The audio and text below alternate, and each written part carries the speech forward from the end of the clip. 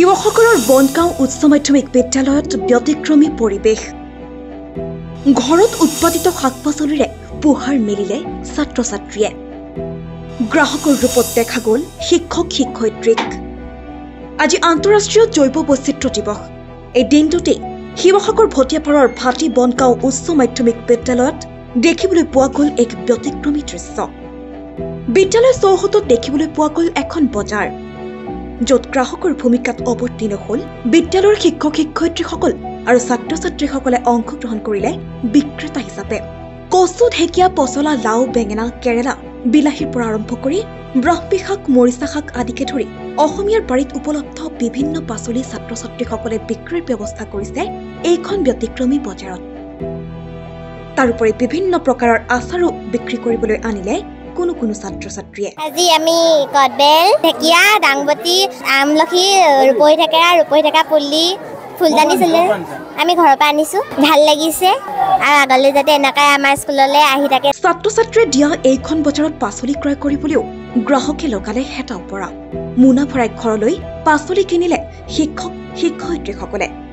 কিন্তু কিয় বিদ্যালয় চৌহদত মুকলি কৰা হ'ল এই বজাৰ? ছাত্ৰ-ছাত্ৰীসকলক থলুৱা বজাৰ সন্দৰ্ভত ব্যৱহাৰিক জ্ঞান প্ৰদান কৰাৰ লগতে ওজন আৰু জোখমাপ তথা সাংখ্যিক জ্ঞান প্ৰদান কৰাৰ লক্ষ্যৰে এই পদক্ষেপ গ্ৰহণ কৰা হৈছে বুলি মন্তব্য প্ৰকাশ কৰিছে বিদ্যালয়ৰ শিক্ষকসকলে। আজি যেহেতু আন্তৰ্জাতিক জৈৱ বৈচিত্ৰ্য দিৱস, এই জৈৱ বৈচিত্ৰ্য দিৱসৰ লগত সংগতি ৰাখি আমাৰ বনগাঁও উচ্চ মাধ্যমিক বিদ্যালয়ে ইকো ক্লাব আৰু ইয়থ ক্লাবৰ সৌজন্যত আমি এনেকুৱা এটা কাৰ্যসূচী, এনেকুৱা এটা প্ৰতিযোগিতা আয়োজন কৰিছোঁ, যিটো প্ৰতিযোগিতাৰ দ্বাৰা আমাৰ ছাত্ৰ-ছাত্ৰীসকল উপকৃত হ'ব। যিহেতু ইয়াত আমাৰ ছাত্ৰ-ছাত্ৰীসকলে সাংখ্যিক জ্ঞানৰ ওপৰত সাংখ্যিক জ্ঞান আহৰণ কৰিব পাৰিব।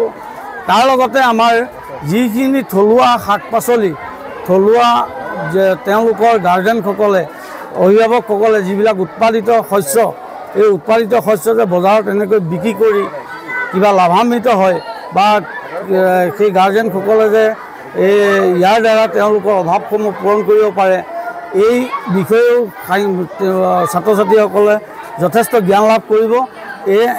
এনেধৰণৰ আমি কিছুমান উদ্দেশ্য মনত ৰাখি আমি এনেকুৱা এটা কাৰ্যসূচী হাতত লৈছোঁ। আৰু আপোনালোকেও আজি আমাৰ ইয়াত আহি যি হেৰি কৰিলে তাৰ বাবে আপোনালোকক অশেষ ধন্যবাদ জ্ঞাপন কৰিছোঁ। আনহাতে এই বজাৰত বিক্ৰেতা হিচাপে অংশগ্ৰহণ কৰি ছাত্ৰ-ছাত্ৰীসকলো যথেষ্ট উৎসাহিত হৈ পৰা পৰিলক্ষিত হয়। আজি দাংবতি, বিলাহী, ঢেকীয়া আদি বিক্ৰী কৰিছোঁ। ঘৰৰ পৰা আনিছোঁ। সপ্তম ভাল লাগিছে। মই বিলাহী, ঢেকীয়া, দাংবতি আদি বহুত আনিছোঁ শাক-পাচলি, আৰু আমি ঘৰৰ পৰাই আনিছোঁ। ঘৰৰ পৰা খেতি কৰি আনিছোঁ। ভালেই লাগিছে। আমাৰ বিদ্যালয়ত আমি বিক্ৰী কৰি বহুত খুবেই ভাল লাগিছে। নিউজ ডেস্ক ৰিপৰ্ট, সচ দ্য ৰিয়েলিটি।